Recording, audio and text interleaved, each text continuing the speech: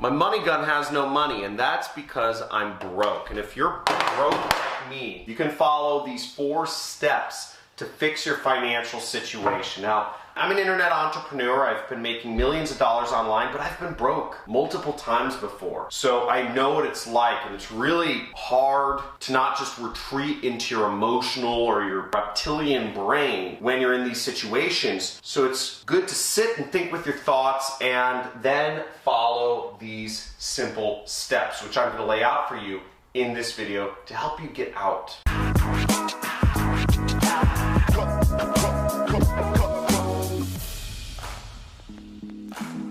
When you're struggling financially, it's hard. It's hard to think. It's hard to find a way out. You want a lottery ticket to just come up with the winning numbers, right? You want that miracle job offer to just appear and you get accepted for that great job making $5,000 or whatever it is a month. Or you just want that online business that you've been struggling with, right? That online business that you know can work, that miracle online business. It's gonna make you a lot of money just to work and just to feed money into your bank account, just stuff it in there, right? But let's be real, is that you can't rely on any of those situations. You have to figure something out. And the first thing you have to figure out is you have to be open, right? Because that miracle, if you've never been successful in your own business before, it's not something to rely on. First off, you need a money vehicle, okay? A money vehicle. You need a money vehicle, and that's either a job or a business.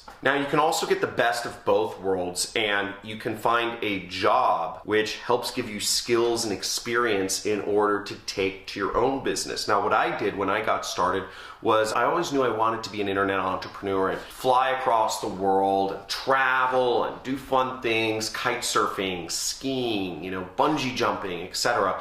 And I chose the path of both worlds. I got a job working for an internet business. So while I was working my job, I was learning 8 hours, 10 hours a day I was working. I was learning every single hour of the day skills that I could directly take over to my own business and make me money. This is the hardest one because it's managing your finances, tracking, budgeting, and making sacrifices. Now, a lot of folk do not want to track their finances. It seems like such a demeaning and patronizing thing to have to write down all of your purchases and write down where your money's going.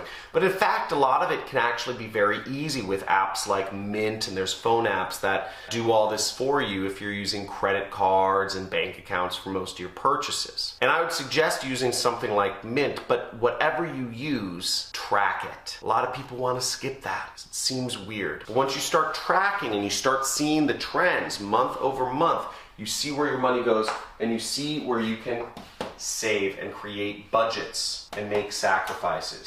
If you're guilty of not tracking, of not budgeting, of not sacrificing, if you're guilty of any one of these, even when you've been in a prickly situation, type in guilty in the comments below.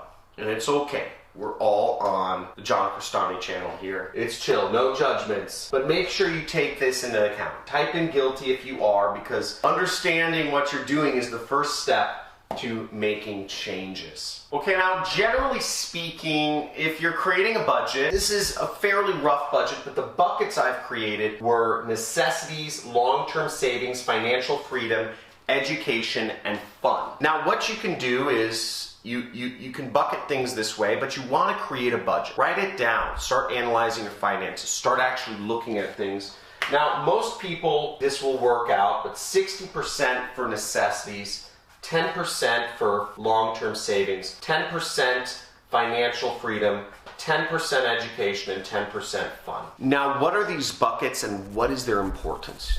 You might be wondering. Well, necessities are things like rent. They're things such as food. Maybe it's health insurance, etc. Whatever you consider a necessity, these are necessities. And be real. Don't say fun is a necessity. Fun is fun category. Fun category is stuff like vacations, trips, eating out. Education is investing in your own self. You're not going to grow, you're not going to get to the next level if you don't invest in your education.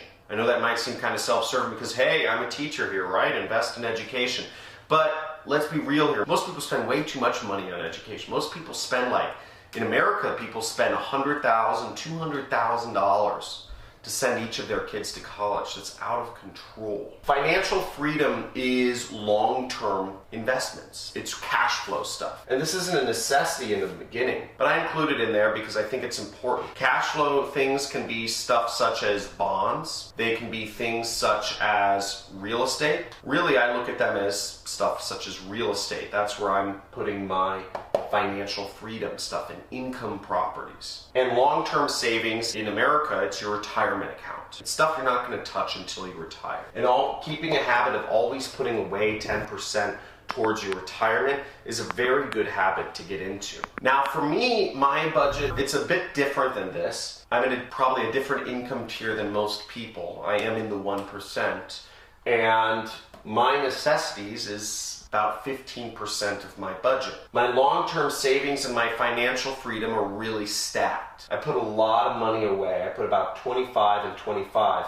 I put a lot of money away into savings and into retirement accounts because that's what I'm preparing for. I'm trying to get to the level, I'm still not there yet, where I can retire and literally live the rest of my life off of interest or cash flow. And I always invest in my education. I'm an education junkie. I spent $100,000 on a single mastermind this year, which may seem ridiculous to some people to spend $100,000, but I'm still within 10% of my budget. So I'm still maintaining the same budget that most people in the world are. If not, maybe I'm spending less because I don't have college debt. And the last thing you want to put your money into is a wealth vehicle. So again, that financial freedom money, that should go into something where you can get good cash flow from, you can get an income from.